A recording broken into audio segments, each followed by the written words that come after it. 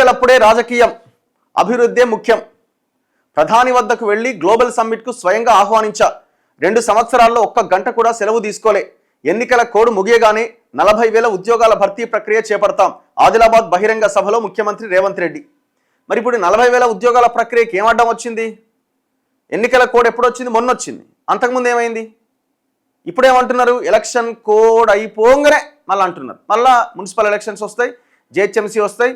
అరే జనరల్ ఆగిపోయింది, మళ్ళీ ఎలక్షన్ అయిపోయి మళ్ళీ కోడ్ అయిపోగానే మళ్ళీ అంటాడు. ఇట్లా దాటవేత ధోరణి తప్ప త్వరితగతిన ఉద్యోగాల భర్తీ చేయాలని ఆలోచన ఉందా? ఏం ప్రకటించారు మీరు ఎలక్షన్లకి ముందు? 2 లక్షల ఉద్యోగాలు డేట్లతో సహా రాసి పెట్టుకోండి, మాట అంటే మాట అని మాట్లాడి మొత్తం ఈనాడులో ఆంధ్రజ్యోతిని మొత్తం బ్యానర్ ఐటెంలు వేసిరు. ఎన్ని ఉద్యోగాలు ఇచ్చిరు? మీరు చెప్తున్న లెక్క 60,000 ఉద్యోగాలు. అందులో కొన్ని పాత నోటిఫికేషన్లే ఉన్నాయి, కాదనలేని వాస్తవం ఇది. మీరు ఇచ్చిన కొత్త నోటిఫికేషన్లు ఏంది? ఖాళీలు లేవా? మీరే కదా పిసిసి అధ్యక్షుడిగా ఉండి బిశ్వాల్ కమిటీ ఒక నివేదిక ఇచ్చింది, 190,000 ఉద్యోగాలు ఖాళీలు ఉన్నాయని. ఎప్పుడది? కేసీఆర్ 2015, 18, 19 ముచ్చట అనుకుంటా. ఆ బిశ్వాల్ కమిటీ ఇచ్చిన రిపోర్ట్ ప్రకారంగా 191,000 ఉద్యోగాలు ఖాళీలు ఉన్నాయి కదా. మరి అవి కూడా ఇంతవరకు కంప్లీట్ చేయలే కదా. మీరు మొత్తుకున్నదే, మీరు అప్పటిదాకా మొత్తుకున్నదే, మొత్తుకొని అధికారంలోకి వచ్చిన అంశమే అది. మరి ఆ అంశాన్ని కూడా ఫుల్ఫిల్ చేయలే కదా. 2 సంవత్సరాల్లో ఒక్క గంట కూడా సెలవు తీసుకోలేదు అంటున్నాడు. అంటే ఎట్లా? దేన్ని ప్రామాణికంగా తీసుకొని గంట కూడా సెలవు తీసుకోలేదు అంటున్నారు మీరు? ఎన్నికలప్పుడే రాజకీయం చేద్దాం, అభివృద్ధే ముఖ్యం. అసలు జనాన్ని మొత్తం రాజకీయంలోకి తీసుకుపోతున్నారు కదా. జనాన్ని మొత్తము ఎలక్షన్స్ అప్పుడే ఏమన్నా కార్యక్రమాలు, లేకపోతే ఇంకోటి. అదర్వైజ్ మిగతా సమయంలో డెవలప్మెంట్ గురించి చర్చ ఎక్కడిది? ఇగో, రాష్ట్ర అధినేతగా పదవీ బాధ్యతలు చేపట్టిన 2 సంవత్సరాల్లో ఒక్క గంట కూడా సెలవు తీసుకోలే. చిన్న వయసులోనే ముఖ్యమంత్రి పదవి వరించినా ఎలాంటి ఒడిదుడుకులకు తావివ్వకుండా ప్రజల గౌరవ మర్యాదలు పొందేందుకు నిరంతరం పనిచేస్తున్నా. ఆదిలాబాద్లోని ఇందిరా ప్రియదర్శిని మైదానంలో గురువారం నిర్వహించిన ప్రజాపాలన ప్రజా విజయోత్సవ సంబరాల సందర్భంగా రాష్ట్ర మంత్రులు జూపల్లి వివేక్, ప్రభుత్వ సలహాదారు సుదర్శన్ రెడ్డి, ఎంపీ గోడం నగేష్, ఎమ్మెల్సీ దండె విఠల్, ఎమ్మెల్యే పాయల్ శంకర్తో కలిసి 260 కోట్ల 45 లక్షల విలువైన అభివృద్ధి పనులకు ముఖ్యమంత్రి భూమి పూజ చేశారు. అనంతరం బీజేపీ ఎమ్మెల్యే పాయల్ శంకర్ అధ్యక్షతన ఏర్పాటు చేసిన బహిరంగ సభలో మాట్లాడుతూ రాష్ట్రాన్ని పట్టి పీడించిన ప్రభుత్వాన్ని 2023లో ప్రజలు మట్టి కరిపించారు. బీఆర్ఎస్ 10 ఏళ్ల పాలనలో ప్రతిపక్ష సభ్యులుగా ఉన్న నేను, సీతక్క అసెంబ్లీకి వెళ్తే పోలీసులతో నిర్బంధించారు. ఇక అన్నీ ఆయన స్పీచ్ ఆయన ఇచ్చుకుంటూ పోయిండు. ఇప్పుడు మీరు ఒక్క గంట కూడా సెలవు తీసుకోలేదని అంటున్నారు.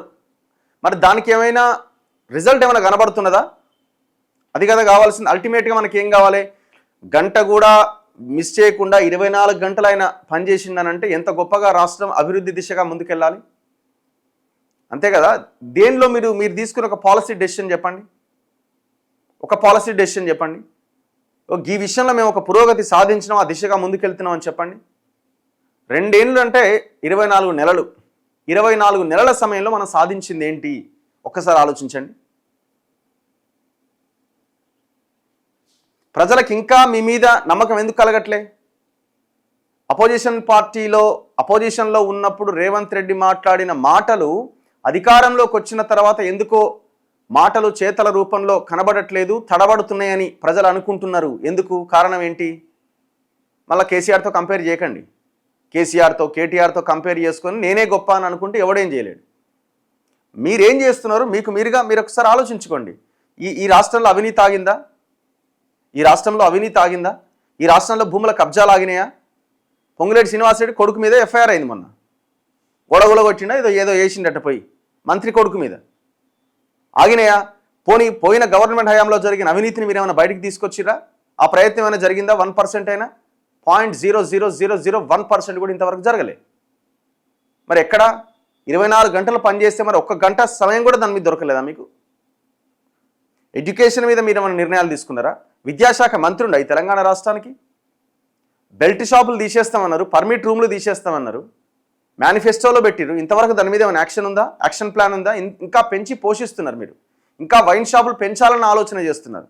2 లక్షల ఫీజు 3 లక్షలు చేసి ఎక్కువ ఆదాయం రావడానికి ప్రయత్నం చేసిరు, పొందిరు కూడా మీరు.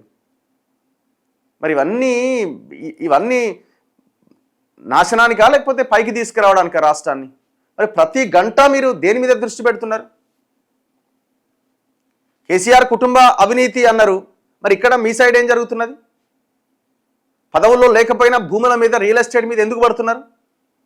మీ వాళ్ళకి సంబంధించిన ప్రతి ఇల్లు డాక్యుమెంట్లతో, ఫైళ్లతో ఎందుకు మీకు కార్లు మొత్తం ఇంటి ముందు కార్లతో హడావుడిగా ఉంటున్నది? ఏ ల్యాండ్ ఇష్యూ ఉన్నా అక్కడే ఎందుకు కనబడుతున్నారు? గతంలో కేటీఆర్తో ఉన్న మనుషులంతా మీ వైపు వచ్చి మీ దగ్గర ఎందుకు వాలిపోతున్నారు? ఈ ప్రశ్నలన్నింటికీ సమాధానం రావాలి కదా. ఇప్పుడు నేను చెప్పిన ఏ అంశానికి డబ్బులు అవసరం లే, చిత్తశుద్ధి ఉండాలి, ట్రాన్స్పరెంట్గా మీ మైండ్ ఉండాలి. ఇవన్నీ జరుగుతున్నాయంటే మీ మైండ్ అట్లా లేనట్టే లెక్క కదా. ఆలోచన చేయండి. చిన్న వయసులో వచ్చిన పదవిని ఏ రకంగా ఉపయోగించుకోవాలో మీరు ఆ రకంగా ఉపయోగించట్లే ప్రజల కోసం.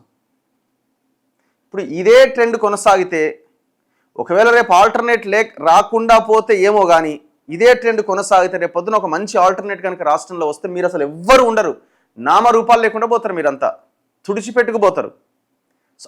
ఆ లీడర్షిప్ కోసం, ఆ నాయకత్వం కోసం, దానికోసం ప్రజలు వెయిట్ చేస్తున్నారు.